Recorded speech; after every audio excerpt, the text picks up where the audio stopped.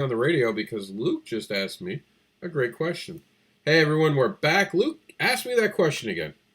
All right, so I've been out of the convention scene for a little while. Last year, I kind of started back into it a bit, and I'm really looking forward to trying to gain more readership for my book and get my story hybrids out to more people, make better connections with other creators, kind of grow my sphere of influence, if you will, with people in the industry, the indie industry, and also those that are indie fans. So, in your opinion, which conventions should I table at to be able to do that? Okay, now the first question I want to ask of anyone before I'd answer that question would always be, and I know this, but since you're on the radio right now and you're on YouTube, and we'll actually bring you on so YouTube can actually see you while we're recording this, because he is actually talking to me on a video. He's got a fancy mic and all. Radio, you don't get to see it, but YouTube audience, you get to now see what Luke looks like. So, not that what he looks like matters, but I just want to apologize that I'm not better looking. I was going to say he's a handsome man, so you just ruined my segue, man. Buzzkill. But kidding around aside, tell him who you are, because you're introducing yourself to a new audience, and a lot of what he's about to say will be why I tell him where to go. So we're going to cover that. So go for it. All right. Well, I am an independent creator. I've been doing art and writing comics for a while now. Really started taking it serious about 5 years ago. Some things came up over the last couple of years. I had some bad convention experiences and stuff, so I kind of stepped out a little bit. But I'm a pretty busy individual. I'm busy every Sunday. For those that do not know, you can easily go to my Facebook or my website and find out, but I'm a full-time pastor. So I actually pastor a church, but my comic book is not a Christian comic book. It does have kind of a faith lean to it a little bit. It's kind of written from a Christian's worldview or world perspective, to kind of give a little insight to that. But it's not a Christian book, but it's basically kind of this idea of the Nephilim that were kind of written about a long time ago.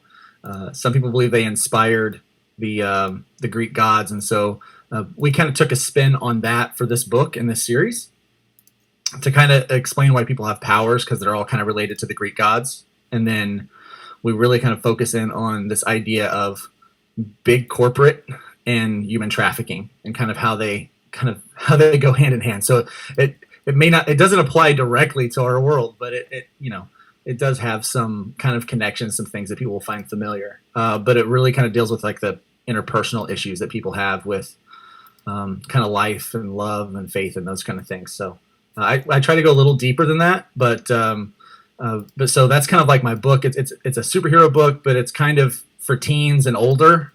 And my time is kind of limited because I'm kind of split between trying to do comics and working on weekends, and I only get like 4 Sundays off a year, and so I have to pick my conventions wisely. I can't just hit all of them that I want to, because I don't have that ability. And what area are you in, and what are you willing to travel to? So those are 2 important questions. I am in North Florida, Northeast Florida, a place called Jacksonville. It's more like South Georgia than it is North Florida, to be honest with you. I was made for this place. I'm pretty sure that all of the Florida Man articles and stories that you hear, it's probably stems out of Jacksonville. I expect to see that guy here. But so the kind of this area, so I'm willing to go South Georgia, down to Central Florida. If the convention promises to be good enough as far as networking and sales, then I would probably travel up to 3 hours or more. Kind of, the scale of diminishing returns and those kind of things, when it comes to that kind of stuff. Does that travel? I try to stay within an hour or two, only because of cost of travel, overnight stay, things like that. I'm not independently wealthy, not like some of those TV preachers. So I'm not doing it like they do. I do it because I love people. And so I don't have like a lot of money, and I have to be really, really conservative with a lot of the resources that I do have. And so I try to balance the cost versus the gain, if you will. Now let me ask you, the travel, that doesn't including flight, and then I'll answer your question. I haven't flown. I've always driven. I'm I'm not opposed to flying. Uh, I'm not opposed to flying, but I don't know how to fly with my books. That's the thing. I've never done that before. So Okay, and now um, those are all important things. That's why I'm bringing most of this I'd known from Luke by just having conversations. We've talked about this in person, but I want you guys to understand every choice you make then limits what you can do. Luke has a very tight window, and he knows it, and he owns it. He's smart. Be like Luke. Be smart. Understand what you're capable of. Don't go out of your way to do shows you're not ready for. Don't travel far. Be realistic with your expectations. And that's everything Luke is saying. He's saying the right words. I'm willing to go somewhere if it works for networking. He's not talking about money. If you're worried just about money, don't do comic book conventions. Seriously, don't. Because a lot of times you'll be happy if you break even. And a lot of times breaking even means just paying for the table, not the books. Because you've gone out of your pocket with the books. But that's where Kickstarter comes in, and that's an entirely different conversation we will save for another day. But we're going to answer right now Luke's question. Here are the shows that I think you should do because I think they'll give you the most impact. First show, if you haven't signed up for it, there's still time, Megacon. I think for you, Megacon is the place to go because it will give you that networking opportunity. And there's no way that you can't meet new people and be part of the conversation by going to Megacon. SuperCon, don't go to this year because you're such a tight window this year. And Reed is only getting their first year. Avoid Megacon. SuperCon. Let SuperCon get fixed this year by Reed. okay. Next year it'll be better. That's where you want to aim. Second show for you, because it's in distance of you, I definitely suggest Tampa. Although, here's the twist. I wouldn't do Tampa Bay Comic Con. I do Tampa Bay Megacon. When we go to Megacon this year, sign up to do that other show because I think Tampa Megacon will bring up an energy because Tampa Bay Comic Con has been kind of dwindling in the last couple of years. I like Tampa Bay Comic Con, but I can't get them to answer an email so I can pay them. They have an actual error where I haven't paid them yet, and they're not answering my emails. Go ahead. You had a question. Yep. No, I've heard that we've got one of the Starcross creators is actually in Tampa, and he did. I don't know if it was the MegaCon or the Comic Con or one of those other cons, but it was in Tampa, and he said that it wasn't well attended. Now he did well. He sold well because there's a kind of a process and a formula for that. But he was able to do well with that. But I did better at the SuperCon, which everyone cried about not being attended, but I found the difference. Tampa Bay Comic Con felt like everyone just showed up. This is the weekend, let's go to Tampa, and they didn't really have a lot of bags in their hands. But MegaCon brought fans. People came to stay in the area. Less people were driving with MegaCon because people were staying in the area. So they drew more outsiders from different parts of the United States even in there. So people came with money because they knew they were going to see people that they wouldn't see. I'm going to continue to answer this question. When we get back for the radio program, we're just going to go into convention scene with Luke and then read off all the Kickstarters because we're already at our last segment of the show. Time goes by fast. And now this. All right, so yeah, we won't take up the rest of the segment for this because I do have to fit in the convention scene and fit in the... We'll just go over what's on Kickstarter for the radio program because they can't see everything and a lot of times it's not as much fun. I've listened to my own show and sometimes the videos just don't translate well. And we'll talk more about that because we're going to be filming a whole segment about. But it's a great question. Third show because we have 4 weekends, right? Yeah. And I'm being very mindful of those 4 weekends. Believe it or not, I gotta say that one of the better shows to try to do would be a smaller show. Try out a little, not all the big ones. Don't go to the checklist of all the big ones. So one that I liked that was good last year and I feel like it might grow and it'd be a good time, it's in August. So kids are going back to school and that's usually good because the parents have had them all summer and then they send them back to school and then suddenly they kind of miss having them around. You know how it is to be a parent. You grow tired of your kids during the summer, and the minute they go back to school, you're like, I miss them. They're not around a lot. So you're looking for activities. Plus, it's that time of year where you do activities with the kids.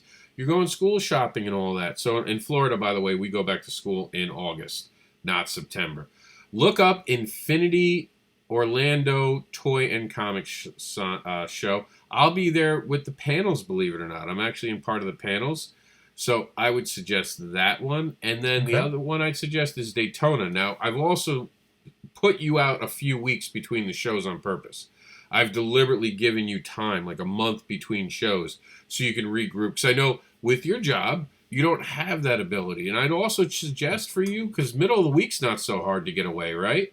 No, middle of the week's easy. Why don't we off camera, and for anyone listening, why don't we work on trying to get you in some comic book stores, do some comic book signings over the new year? Oh yeah. That would be a good way to generate buzz, even revenue, because of course these things cost money.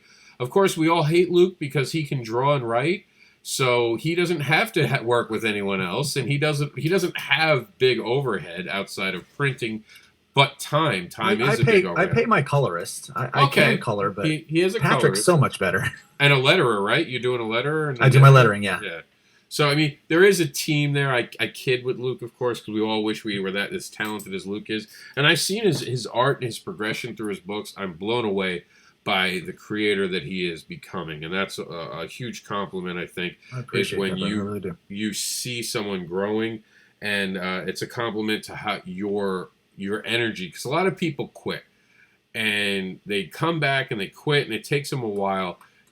But I'm sure you can attest to this. It's going every day. It's continuing the journey that makes you a better creator. And I look forward to seeing what's next from you. I appreciate you saying that. Yeah, it's definitely a grind. If you're not consistently working at it every day, my hand goes to some kind of drawing every day, even if it's just a little bit. I also do a lot of study. You know, I decided to take art classes again to learn some of the basics because I need to do better at some of the basics and things like that. Do you read Will Eisner's stuff? I heard he has an amazing thing for artists about composition. I'm actually going to be reading it over the year myself.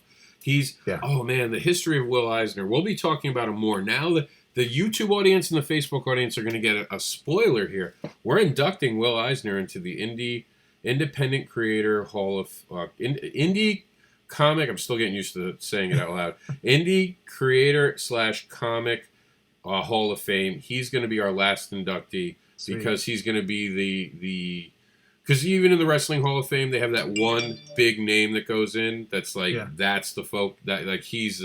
I forget how they word it, and I'll have to figure out the wording so it's right. But I think it's guest or honored one or main entry. Like he is the top guy, and he'll be the last announcement. But Will Eisner will definitely be in there. His history is amazing. I recently listened to his autobiography. It was 13 hours of like me, for the most part, being like, wow, I didn't know. Like I knew, but I didn't know it was that deep. Like I was really blown away by just the passion. And as someone who has not to this date really wrote a superhero tale, the closest I came to was Vigilantes so far. And that's not really superheroes, you know? My tale was always about more superheroes. Even Gothic Blue, my sister's character, which she created when I wrote, that it wasn't about her being a superhero. It was about the human condition. And I like things about that. And that's what I like your book about. It really explores the human condition. What happens when these people find out, hey, wait, I'm part God? And I think that's a beautiful thing to play with, honestly. I'm kind of jealous that you thought about it. And it was actually there the whole time. I'm like, why didn't anyone tell me before him? Yeah, one of the things that we've explored and just came out in issue 4, and here at the beginning of issue 5 we deal with it a little bit. So issue 4 was kind of like a big setup for a lot of the things, kind of like the big story elements. It's kind of like that, kind of leading up with all these questions, and then you get a whole bunch of kind of get some answers in there. And then issue 5, it's kind of exploring more of kind of the aftermath of that, and then this just big action kind of rescue scene for like the close of this arc. And then it just kind of sets up to really really look at the aftermath of everything that's happened in these first 5 issues into the next 5 issues. And so one of those things is we start with the character Trashman, or his name's Clarence, but he has a nickname called Trashman. And in so we're telling a story in the first 5 with kind of from his point of view, and he's kind of our main focal point. And we find out in issue 4 that he is that he's an atheist. You know, or agnostic. He doesn't believe in God. But then, you know, he's like, well, but wait a second. I've got angel DNA, which means that angels are real, which means that God is real. So how do I reconcile that? And so there's like at the beginning, there's this really kind of like vulnerable and honest conversation between one of our guys named Danny and this trash man character. You know, that kind of like, you know, knowledge versus faith versus belief versus things you see and you don't see and that kind of stuff. So all stuff that we've all dealt with, you know, that matter of faith. I think we all have that question, that matter of faith, and when we decide what we're going to believe or not believe. And so it's fun to explore that. So it's much more than just people with superpowers blowing things up, but that's in there too. And I'm showing some of the art from the third Hybrids number 3, the Kickstarter from October. Yeah, it's beautiful, really, artwork, and I got to watch this video a lot because of this program, so I was really excited about it. So thank you for sharing that with the audience. We're gonna take a break from YouTube. We're gonna film our next segment. Will be the crowdfunding report, and we'll do it special today. What the radio program will get is a condensed version where we talk about the convention scene. For those on YouTube, you don't really need to see the convention scene because you can go to it. The radio people are listening. Don't be lazy. Go to our site, check it out, find the place you're going to be. Me and Luke are going to be back, and of course, Convention Scene and IndieAdvocates.com can help you throughout the entire 2020 season. And you can tune in live tomorrow for those watching it on the 15th. It's the 15th, right? To find out what's going on with everything. And we're going to be right back for those on Facebook. We're not going anywhere, but for YouTube, we're going to record the next segment in just a few minutes. But in your time, because you're watching it because it's all canned, it'll just have been the next video. All right, guys. Thanks for being part of this video, and we're going to move on now.